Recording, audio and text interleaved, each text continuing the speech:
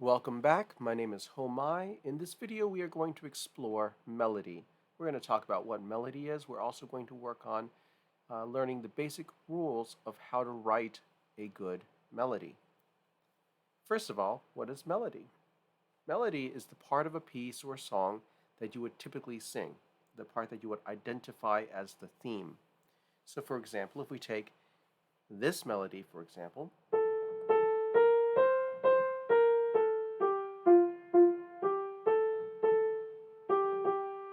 right? That you might recognize as Beethoven's Ode to Joy. So that's the melody. And we might have other parts accompanying that melody.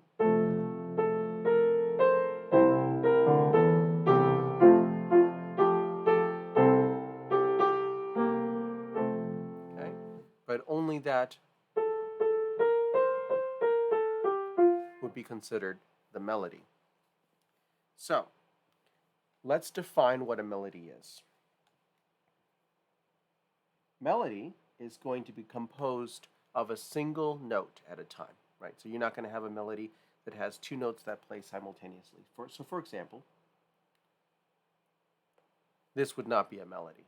You're not going to have two notes at the same time for a melody. It's just going to be one note at a time.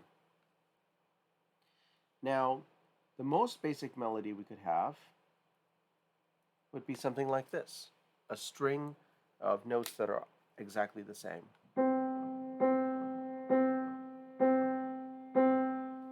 That could be melody, but it's not going to be that interesting. I mean, we could do things compositionally to make something like this more interesting. Maybe we could change the harmonies.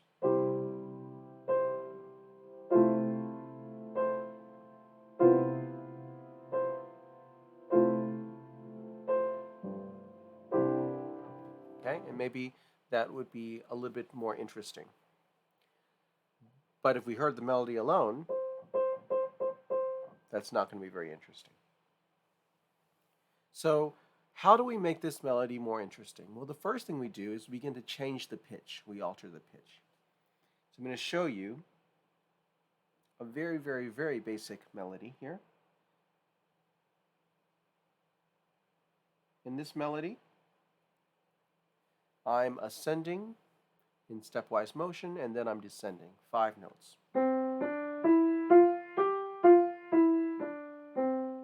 Now that's certainly more interesting than the melody we had when I just stayed on one pitch the entire time, but it's still not super interesting because it's very predictable. So one attribute we want from a melody is to have some kind of contour, some kind of shape, some form of change such that the melody is dynamic to the listener. At the same time, we don't want it to be too predictable. So there has to be structure, there must be direction that the listener can follow, but it cannot be too boring. Otherwise, that's not very interesting to listen to due to its predictability. So music theorists and composers over the centuries really have come up with rules. I call them rules because I don't think that there are really any rules in music. It's a form of art. Think of these more as suggestions or guidelines to get you started. But there are ways, effective ways, to break almost any rule in music and still have an effective end product. But when you're learning something, you want to start with the tried and true techniques before you begin to challenge said techniques. So what's a simple rule we could apply to a melody?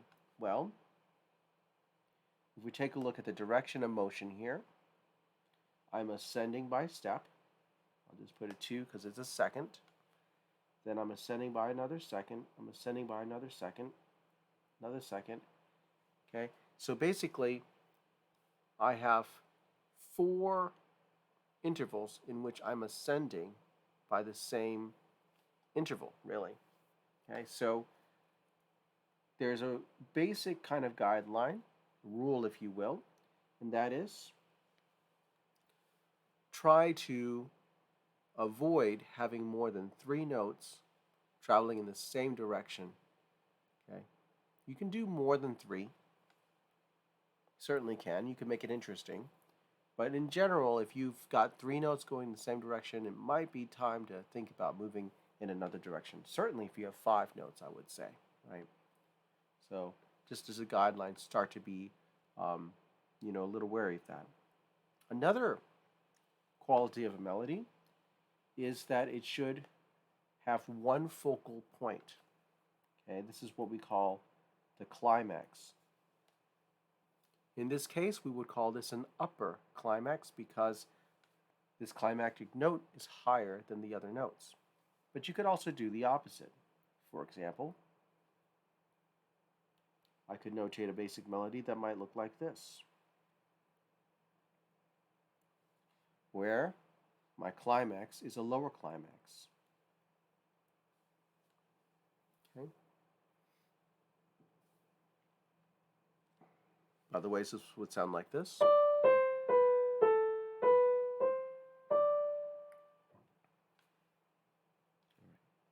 So let's try developing a melody that is slightly more interesting. So let's say I'm still trying to get up to the G, and I'm still trying to return down to the C. Notice for now, I'm starting on C and ending on C. Let's assume that I'm in C major, therefore this would be the first scale degree. Okay, starting and ending on the first scale degree, and then my high point, my climactic moment, in this case, let's say that I'm aiming for a G. All right, so let's say I go up by step, 2 notes, so here I've gone by step. And I'm thinking, well, I need this to be a little bit more interesting, so maybe I drop down a step again, and then I rise by step again, right? So I've changed directions a little bit. Maybe I do the same kind of motion going down. I descend by step, I change directions, and then maybe I finish by step. So this is a melody that's composed completely of seconds of just stepwise motion. Let's listen to our first example again.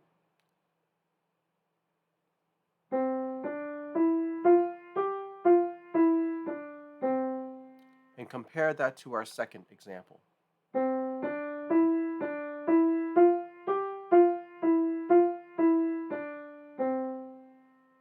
So I think you can see that our second example is a little bit more interesting now. But we're still limiting ourselves to just stepwise motion. What happens if we introduce leaps? Now, we can have large leaps and we can have small leaps. Generally speaking, when you make a leap of a fourth or larger, okay, so if I'm going from a C, that might be, say, going up to an F, for example, a fourth or larger, you want to follow that motion with stepwise motion in the opposite direction. So that means, for example, if I'm leaping from C to F, so I'm leaping the interval of a fourth, generally speaking, I'm going to want to descend by step in the opposite direction. Okay, so notice how, in this case, I've leaped up a fourth, and I step back down to an E here. The reason for this is because we want to maintain a sense of continuity between the notes. And if we're leaping consecutively in the same direction, the music can quickly become disjointed and sound incohesive. So let's take a listen, for example. Let's do something like that. So, all right. So now here I've got a leap of a fourth, followed by a leap of another fourth. This happens to be an augmented fourth, by the way, which is also dissonant, so it's not going to sound good. And then I have a leap of a sixth. Let's see what this sounds like, all in the same direction. Okay? So it doesn't really sound like a typical melody. Is this usable? Absolutely, it's usable, right? To me, that sounds a little bit like something you might hear in a 70s show about extraterrestrials or something like that, right? There's an outer space type of quality to it.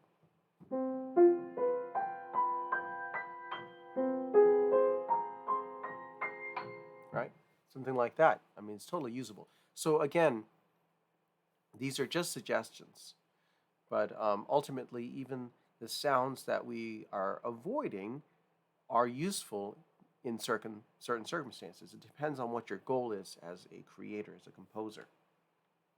So we'll just toss this in our toolbox. Okay, we'll say, hey, this didn't sound too cohesive, but it's useful for that otherworldly sound. So we'll remember that. All right. But now let's see what happens if we do these leaps followed by stepwise motion.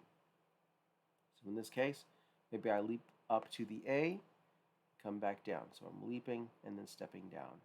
Maybe here I'm going to leap down to a D and step back up to an E, and then maybe leap down to a B and then step up to a C.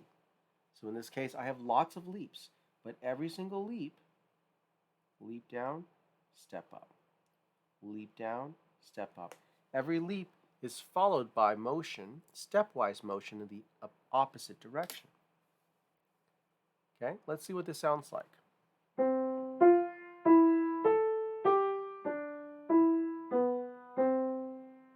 Okay, not bad. Some of it sounds pretty good. It sounds a little bit disjointed though, doesn't it? And that's because we have so many leaps happening. Even though we don't have any moment where we have consecutive leaps, there are quite a few leaps here. So we're going to want to find some kind of balance between stepwise motion and leaps. If you have leaps that are just a third, you don't have to follow them with stepwise motion in the opposite direction. Those are small enough leaps where you could still follow it, say stepwise motion in the same direction. Right? So for example, I might do something like this. C, E, F. Maybe I come back down to something like this.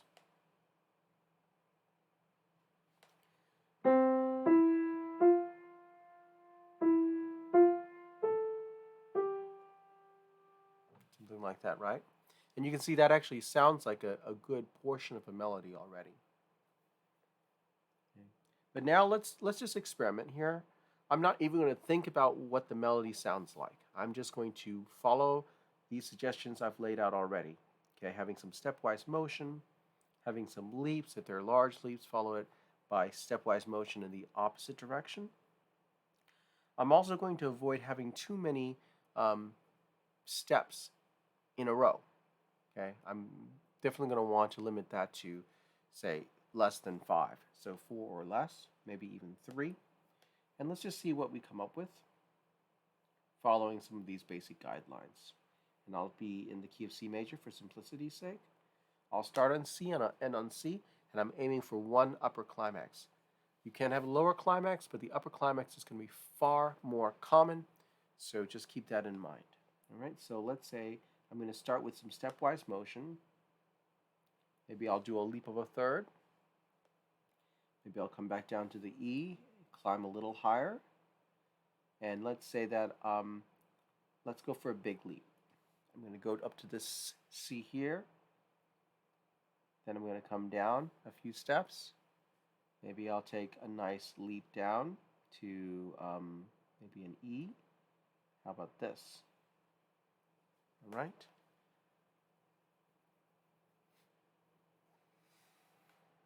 Let's see what this sounds like.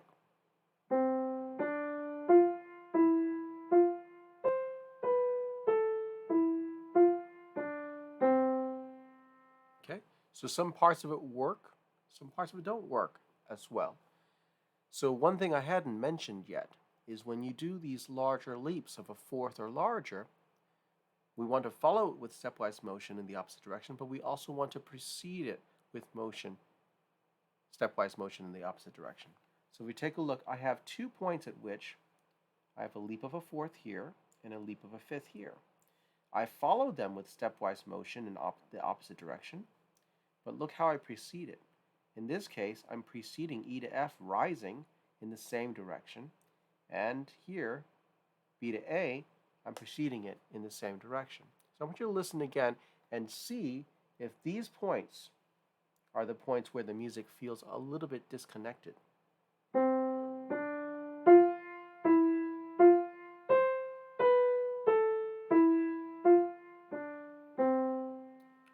I think we can agree, yes, those 2 points don't sound very cohesive, and that is why. So let me show you what happens if we make small adjustments. Okay. So this time I'm going to adjust. I'm going to say, okay, maybe I want this leap, but if I want this leap, I need to precede it with a G here. Okay? Because then that's stepwise motion in the opposite direction of the leap. Since this is rising, I want this to be falling and falling by step. Okay? And then I need to make an adjustment here as well. So let's say here I've got a leap of a fourth. Let's say, let me change that. Let me just do a leap of a third. Here, a leap of a third. And maybe, let's say, after doing the third, I can come down to an, by step to an E, and then, how about a B? Now, in this case, I also am preceding this leap of a fourth by a step. Remember, these are just suggestions. Let's see how this sounds. So there's a good chance that this might be pushing the boundaries of what we will hear as a cohesive melody, but let's see if it works or not. And of course, you'll have to kind of trial these out and see, ask yourself, okay, does it work? And it might work even though you're stretching these suggestions.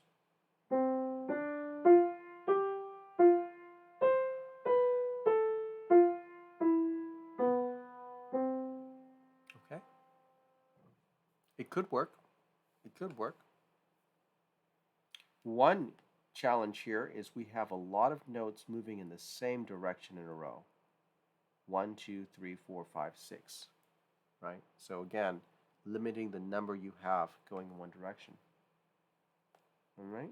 So now that I've shown you some melodies that really are boring and then others that go too far, let me show you some melodies that have a better balance. So you'll get a sense of how to create these. Because that's really the goal, it's balance. So if I start from C, for example, and I end on C again, and I'm going for a high point, maybe my high point is an A, somewhere in the middle. It doesn't have to be near the middle. You definitely don't want your high point to be early on in your melody. It can be later, like the golden mean, maybe 2/3 of the way or so. You also don't want your climax to be right before the end either. Okay. So somewhere here. So let me make this interesting. I'm going to go down first. Okay.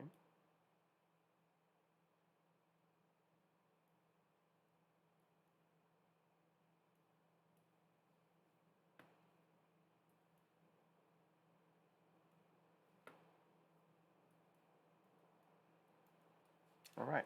So I've created a melody here. You'll notice that again, I preceded this fourth with a step, but because in the same direction, which is against what my suggestion was, but because I could certainly do like an F here, okay?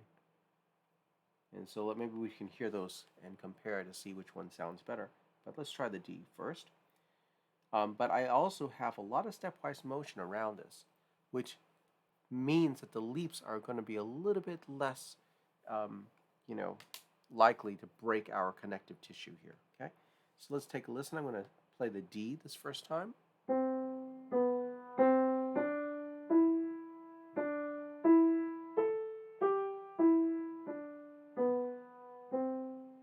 Okay, so that definitely works now, and that was with the D. Let's listen to it with the F.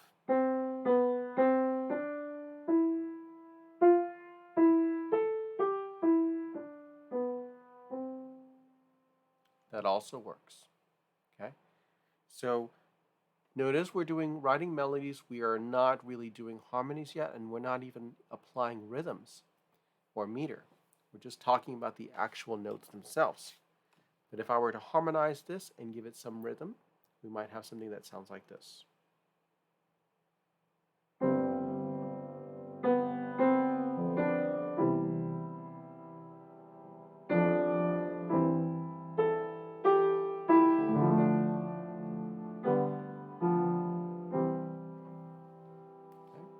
can see how that could work. Anyhow, I hope this video was helpful on talking about how to write melody. And of course, we're going from a very, very basic viewpoint here. There's a lot more complexity that can be explored later on. Best thing to do is to practice writing some melodies. Try to limit yourself on the number of notes you use for a melody.